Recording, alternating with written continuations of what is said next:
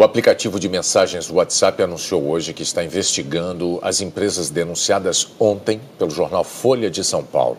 Elas são suspeitas de integrar um esquema que visava a caluniar o candidato do PT à presidência, Fernando Haddad. As contas dessas empresas foram bloqueadas pelo WhatsApp.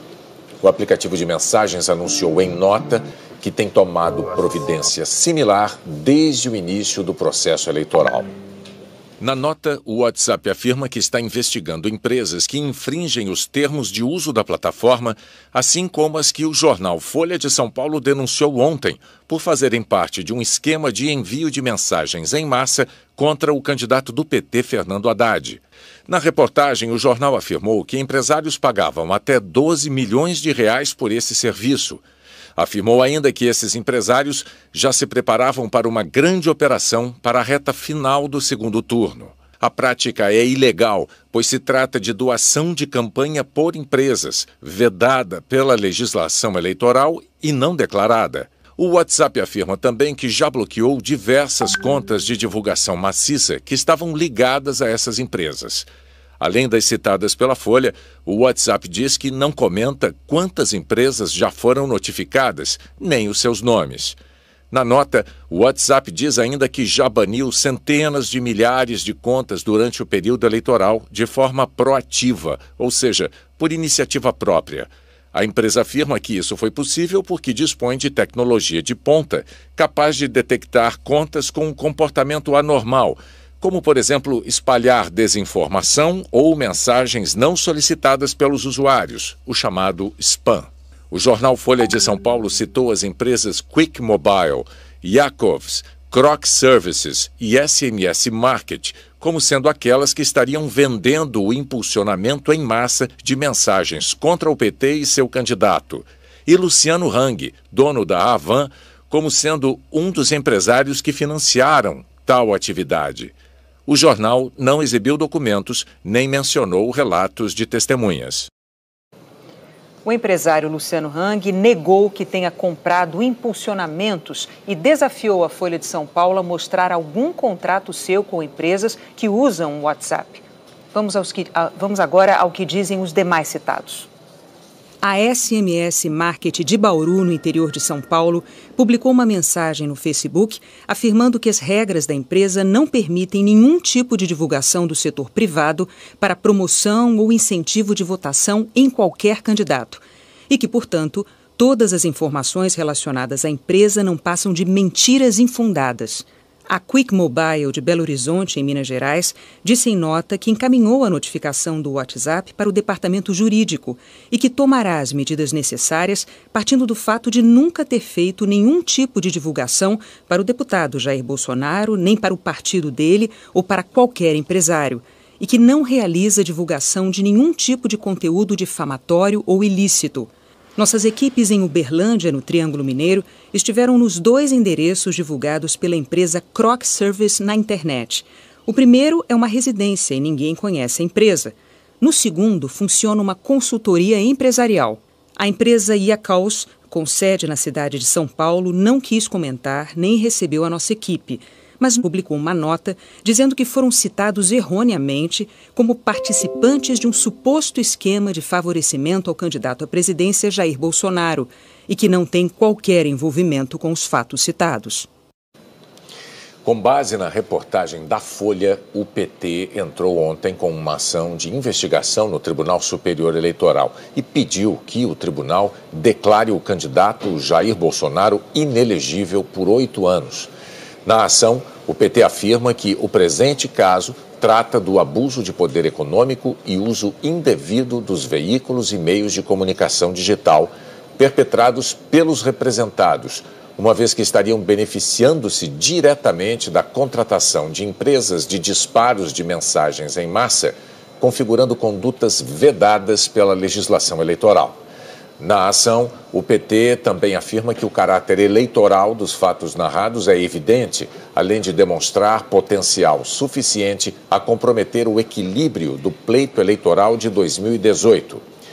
E o PDT entrou agora há pouco com uma ação no TSE. O partido quer uma nova eleição de primeiro turno sem o candidato Jair Bolsonaro. O ministro Jorge Mussi, corregedor do Tribunal Superior Eleitoral, abriu a investigação pedida pelo PT contra o candidato Jair Bolsonaro, do PSL, mas rejeitou todas as medidas cautelares solicitadas, como busca e apreensão e quebra de sigilo. Segundo o ministro Jorge Mussi, a concessão de liminares antes de ouvir a outra parte deve ser feita com cautela e o pedido do PT é baseado apenas em matérias jornalísticas que não permitem, neste momento, demonstrar a veracidade das suspeitas. Jorge Mussi destacou que a questão será analisada em momento próprio durante o curso da ação. O ministro deu 5 dias para Bolsonaro responder aos questionamentos. A Procuradora-Geral da República, Raquel Dodge, pediu hoje à Polícia Federal que abra inquérito para apurar se empresas têm disseminado de forma estruturada mensagens em redes sociais, mas sobre os 2 candidatos e não somente contra Fernando Haddad. O pedido foi entregue ao ministro da Segurança Pública, Raul Jungmann.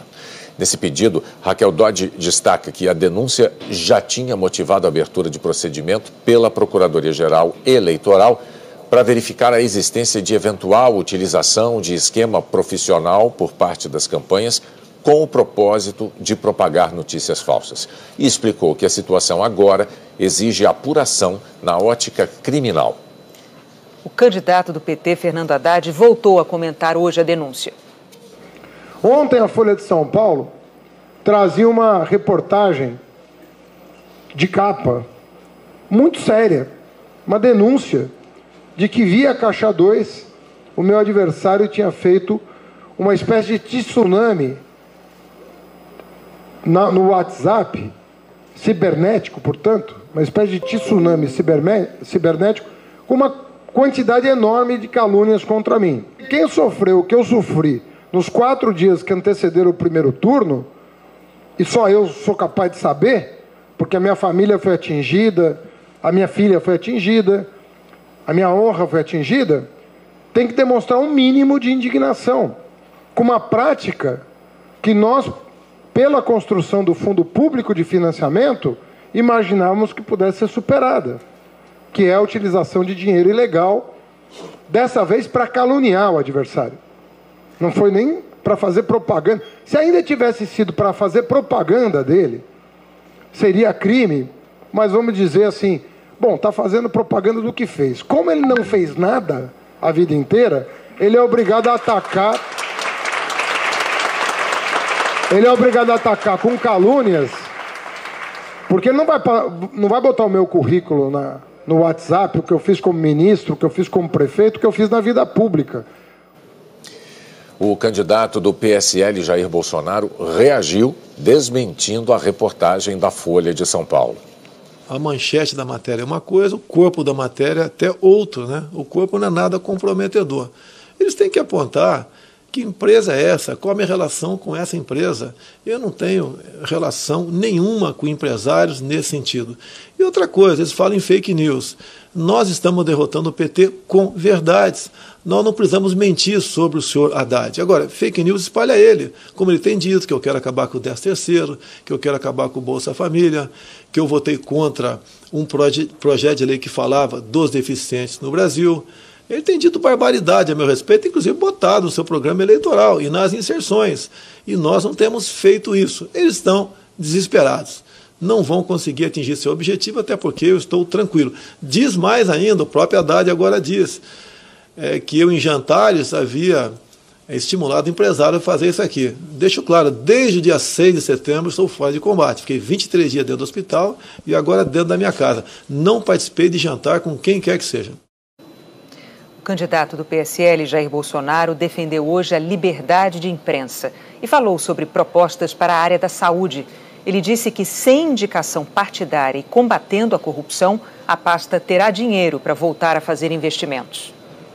Jair Bolsonaro passou o dia em casa. No início da tarde, ele recebeu a visita de deputados da bancada católica.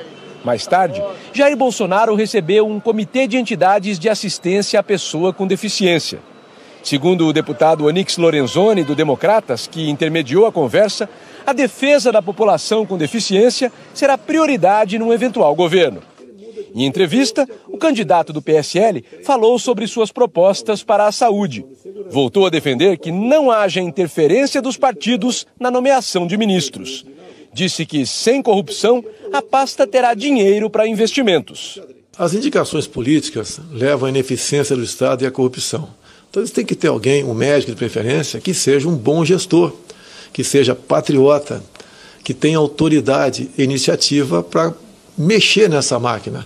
E nós acreditamos que se você conter os ralos da corrupção, é a única forma que você tem de sobrar recursos para você atender esta área, né, tão necessitada que é a questão da saúde.